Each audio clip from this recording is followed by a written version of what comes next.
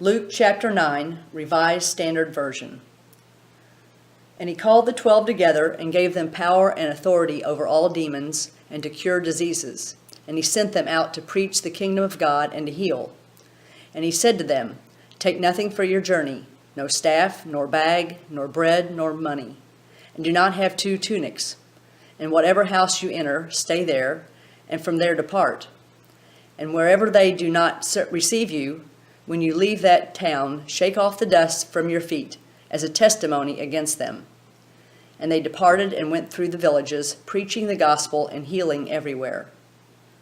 Now Herod the Tetrarch heard of all that was done, and he was perplexed, because it was said by some that John had been raised from the dead, by some that Elijah had appeared, and by others that one of the old prophets had risen.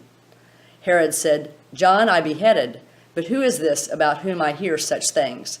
And he sought to see him. On their return, the apostles told him what they had done, and he took them and withdrew apart to a city called Bethsaida. When the crowds learned it, they followed him, and he welcomed them and spoke to them of the kingdom of God, and cured those who had need of healing.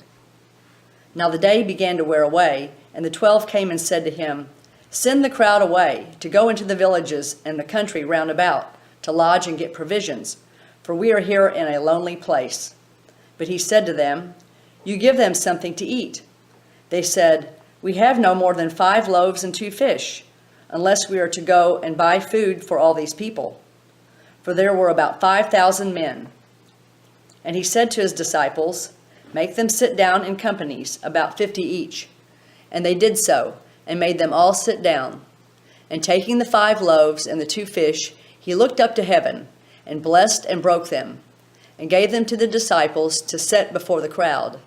And all ate and were satisfied. And they took up what was left over, 12 baskets of broken pieces.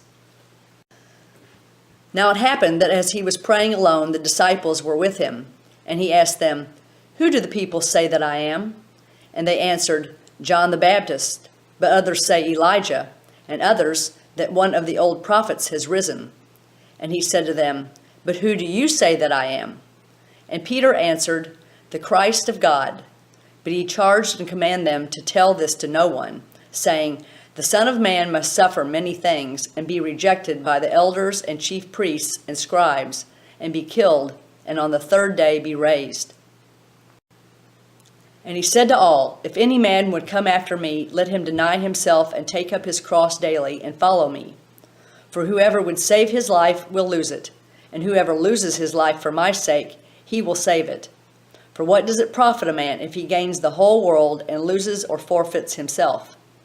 For whoever is ashamed of me and of my words, of him will the Son of Man be ashamed when he comes in his glory and the glory of the Father and of the holy angels. But I tell you truly, there are some standing here who will not taste death before they see the kingdom of God. Now about 8 days after these sayings, he took with him Peter and John and James, and went up to the mountain to pray. And as he was praying, the appearance of his countenance was altered, and his raiment became dazzling white. And behold, 2 men talked with him, Moses and Elijah, who appeared in glory and spoke of his departure, which he was to accomplish at Jerusalem. Now Peter and those who were with him were heavy with sleep, but kept awake, and they saw his glory and the 2 men who stood with him. And as the men were parting from him, Peter said to Jesus, Master, it is well that we are here. Let us make 3 booths, one for you, and one for Moses, and one for Elijah, not knowing what he said. As he said this, a cloud came over and overshadowed them, and they were afraid as they entered the cloud. And a voice came out of the cloud, saying, This is my Son, my chosen. Listen to him. And when the voice had spoken, Jesus was found alone. And they kept silence and told no one in those days anything of what they had seen. On the next day, when they had come down from the mountain, a great crowd met him. And behold, a man from the crowd cried, Teacher, I beg you to look upon my son, for he is my only child. And behold, a spirit seizes him, and he suddenly cries out. It convulses him till he foams and shatters him, and will hardly leave him. And I begged your disciples to cast it out, but they could not. Jesus answered, O faithless and perverse generation, how long am I to be with you and bear with you? Bring your son here." While he was coming, the demon tore him and convulsed him. But Jesus rebuked the unclean spirit and healed the boy, and gave him back to his father. And all were astonished at the majesty of God. But while they were all marveling at everything he did, he said to his disciples, "Let these words sink into your ears, for the Son of Man is to be delivered into the hands of men."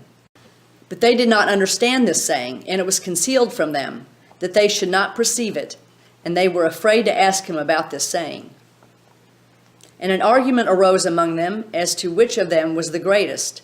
But when Jesus perceived the thought of their hearts, he took a child and put him by his side, and said to them, "Whoever receives this child in my name receives me, and whoever receives me receives him who sent me.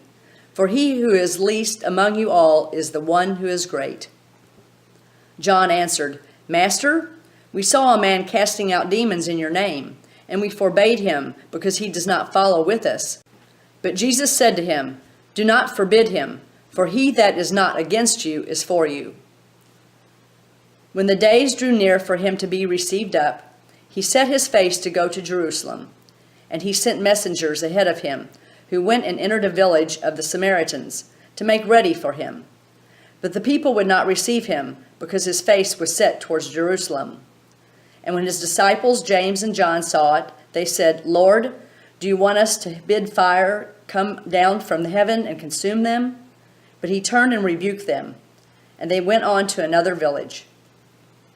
As they were going along the road, a man said to him, "I will follow you wherever you go." And Jesus said to him, "Foxes have holes, and birds of the air have nests, but the Son of Man has nowhere to lay his head."